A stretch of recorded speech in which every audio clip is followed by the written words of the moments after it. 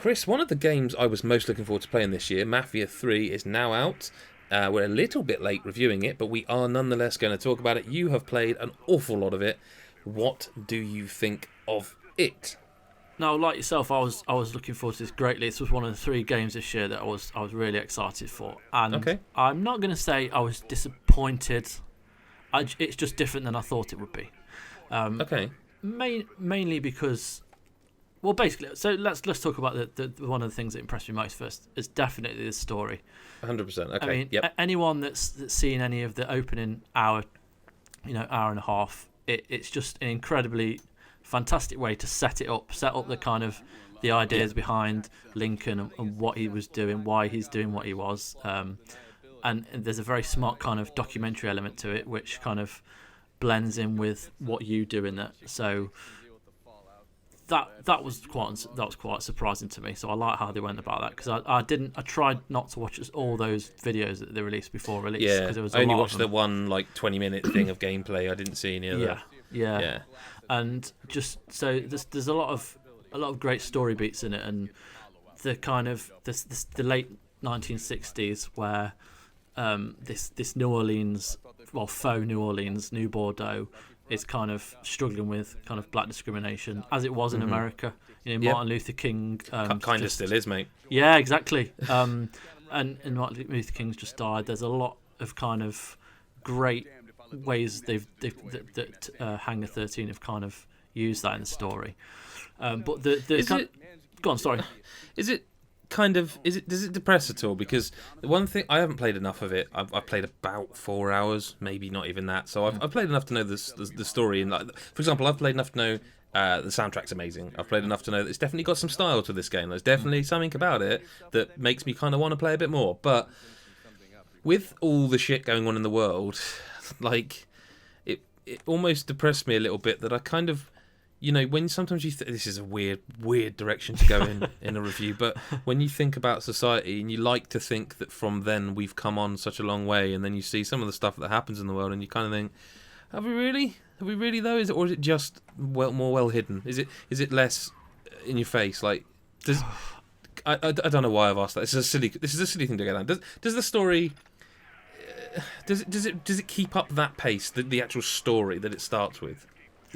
Because the kind of setup for it is quite a bit of discrimination against Lincoln for being the way he is through no fault of his own. And it's the colour of his skin and the way those kind of his roots. There is a lot of that to start with. There are kind of drops in that as you go forward. There's a thing with the KKK, obviously. Really? Well, you see it in the trailer. I haven't seen that. Really? Oh, there's wow. You've got the option to. I don't want to say anything, but you can do some damage. Let's put it that way. Seriously, wow. Yeah, that's genuinely fucking hell. It's pretty insane. I wasn't expecting that much, because one thing I would say is I thought it was going to be, from what I played, a lot worse. And there are definitely elements that I've seen, but what you've said now suggests I've just seen the tip of the iceberg then. I think there's not, other than that, there's not loads of kind of... The more kind of discrimination goes from what happens in the actual gameplay to... Okay. We spoke on the pod about it, where there are neighbourhoods where you are more discriminated against. Yeah. So you walk into a bar and the guy's like, don't come in here, you need to go out, I'll call the cops, just for walking in. Does it ever make for uncomfortable... I mean, obviously it's uncomfortable, but as two sort of white males, we obviously can't feel the true, how that feels. But does it ever get... I mean, what I mentioned in the KKK there's made me wonder if it ever gets to the point where this is actually too uncomfortable, or is it spread out enough that it's you can take it kind of thing? It's a game, do you know what I mean? Yeah, you're exactly right. I think it's just... I was just completely shocked by it, the way that and I'm at the same point, I'm very pleased with how they've handled it. Especially Hangar 13, they put a kind of, you see the message at the start where it talks about them, how they feel that the need to include it is completely relevant to the story, and I think that there is a lot of that in the story, but to not kind of put too much focus on it, the story outside of that is just excellent as well. A story of, you know, a priest who looked over his, well, it's not his son, but someone who who looked up to him, and how he feels like the need to tell his story through this documentary kind of style. And it's good to be this guy Lincoln, and to be dealing with this racist society, how you would go about exacting revenge on it, you know. So when one of the examples is if there's like a kind of better area of the neighborhood, there's more money there. It's not like the kind of slums that a lot of the black people are living in, where if you see a white person and you maybe jack a car or any kind of slight criminal activity other than that, they'll go to a police box and phone the police. So you can then go and choose to just gun them down, run away. So there's a lot of kind of control into how you want to deal with those situations, and it's just a really smart side to it as well. So I feel like something we've managed to talk for 6 minutes about anything apart from the actual gameplay. The missions, the driving, like we talked about the soundtrack. Again, I will quickly mention something. I feel like there's definitely glitches in this game. There's definitely open world jank. But I personally, again, I've only played 4 hours. You've played a lot more. I haven't seen anything that I would say is any more egregious than any other open world game if you go looking for it. There are some incidental things that will happen just because of that nature of the game. But have you seen anything that's like really bad in terms of like glitches? I know there's evidence out there that there are those things. You know, but yeah. So no, not in terms of not really. There was mild frame rate issues when I started playing, and texture pops. But again, that's kind of open world. But exactly, yeah. You see it in Grand Theft Auto. To be honest, it's not the worst thing. The kind of the worst thing for me, and the gameplay was just how one of the kind of main mechanics is to hide behind. There's a lot of kind of gunfights, let's put it that way. Lots of cover shooting. So you have to do a lot of cover shooting. Okay. And sometimes, especially, I noticed it. There's like this amusement park. I don't know if you got there, but you go to this amusement park and there's so much action there. There was a point where I was getting harassed by these kind of machine guns and grenades, and I was ducking behind this thing. But the mechanic just wasn't working, and you'd kind of go to duck, and you'd still be standing, and then they just keep shooting. I hope that was me. I was hoping that was me. No, it happened quite a bit, but it happened there. Shit. That was the kind of first time it really affected me. Because I quite like the stealth. I quite like the stealth in this game. I mean, it's quite, because open world games, when I think of them, I think of GTA, and I find GTA quite stiff to play. And I was quite pleased that Mafia feels quite fluid. Yeah. I mean, it is. There's just a few issues like with that's one of the main ones, and I mean, I found that you die a lot faster. I don't know if that's just me, but I was getting I agree. I was getting shot once, or I was crashing into a lamppost, and my health would be like, but the screen would go grey, and the blood would appear that signifies you're nearly dying, and then someone would come along, shoot me once, I'll be dead, and that was another kind of frustrating thing about it, where you don't last as long as other kind of games, and you can get kind of blindsided. You run around a corner and someone will be there and you don't see them straight away and they shoot you and you're dead. It goes all the way back to the start. You get a lot of money taken off you, which in the very early levels you don't have a lot of to start with, and that can be frustrating.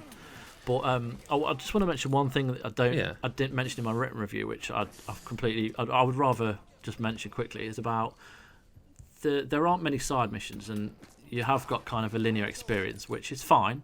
But it's not a short game, though, is it? I was just sorry to interrupt, but we mentioned this on the pod, but I've spoken to people who have sort of played through it aside yourself, and it's like it's not a short game, is it? No, not at all. I mean, there's a lot to it, and the kind of you do the missions and you do this kind of linear story, but you can.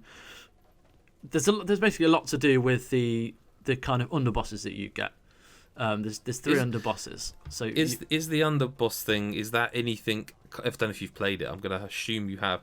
When I think of that, I think of Shadow of Mordor. Is it even close to that kind of level of taking out? I wish they had the Nemesis system. Okay, I'll tell you what. That's a lot to hope for. But that would have made the game an instant 8 or 9, because that's the way the Mafia works. It would have been phenomenal. That's kind of Well, there's a way they can do that. Well, it does look, when you look at it in the menus and that, it kind of looked like that, and I saw that and I thought, well, that could be cool, but it's not. It's just no. But you never know. You never know. Well, there's plenty of time for them to make Mafia 4 in 5 years' time. Yeah. But the kind of the way you run your empire, because your goal is to take over the city basically from this Sal Marcano who's done naughty things. Do you know, whenever I hear that name, I think of Impractical Jokers. I do. And it's really bugging me. It's Sal Marcano. Because I am a fan of the Jokers. Same here. The Tenderloins and Tell Them Steve Dave and Q and all that. And every time I see it, I have to go and check. That's not. No, it's not. That's a different name. You know. Anyway, sorry. Go on. Marcano, not Volcano. Yeah, Marcano. Yeah. But he should be in it. That would be great DLC. That'd be good to see all of them in it. That'd just be weird. Yeah. But like to have Cassandra, you give her one of the properties that you like, one of the racketeers you kind of take over. You can give it to her, and then you can take over another one and give it to Vito, who's from Mafia 2. You can give that to him. If you start to give one kind of thing more to another, then like they all have their own perks as well. Like Vito's got health perks. Cassandra's kind of got more for your kind of armory. So depending on how you play, you can build one up more than the other. But if you piss one of them off, it can result in you having to kill them. Oh wow, that's quite cool. Yeah. So there is or more. Or is it not? It sounds like it's not actually. Your reaction there was like, It's not bad. It's kind of like another thing. It tries to add a bit more to the main story. So it's not bad at all. It's quite. I wasn't expecting it. Let's put it that way. I wasn't expecting me to have to make those choices. Okay. So yeah, it's not a bad game at all. It suffers from a few issues with the kind of the structure. It's very structured, and not that's a bad thing. But if you're gonna do kind of mission after story mission, try and change it up a bit. There's a lot of kind of going into a building, finding out where the kind of the capo is, or the lieutenant, killing them. This puts me off, Chris. This puts me off playing, because I kind of want to see that story through, but also like I don't want to do the same thing for 40 hours. Yeah, I mean there are slight changes, but it does feel very similar. Does it feel like the kind of game, if it had another 6 to 12 months, it would have been a lot better? Oh yeah, it feels like it could have come out on PS3. It's not in visuals, just in you think they could do more on the PS4 in this current gen, but in the Xbox, it just doesn't.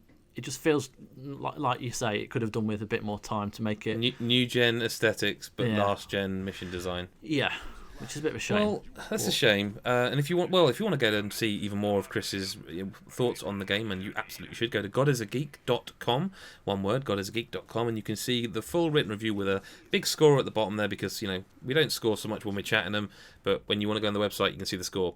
Chris is found at First Avenger 83. You should follow him and talk to him about games. He loves games, and he's also got a really cute new puppy, which is also worth seeing. I'm at GBSF. I haven't got a puppy, and I talk a lot of bollocks, but feel free to follow me. At GodisaGeek is the website itself, and obviously, you're on the channel. Do subscribe, please. Like it if you like it, and we'd love to hear what you think of Mafia 3. Really important. Down the bottom there, go in that comment right now, because on your mobile, you can do that now. While you're watching and listening to me, extend this so you can do it. You're doing it right now. Scroll down. This is what I think of Mafia 3. Do that right now. We love that. We will reply and we'll chat to you. And we love chatting about games, essentially. Yeah. Chris, thank you very much for your time. No worries, mate. Thank you. We'll see you in the next video. Bye-bye for now.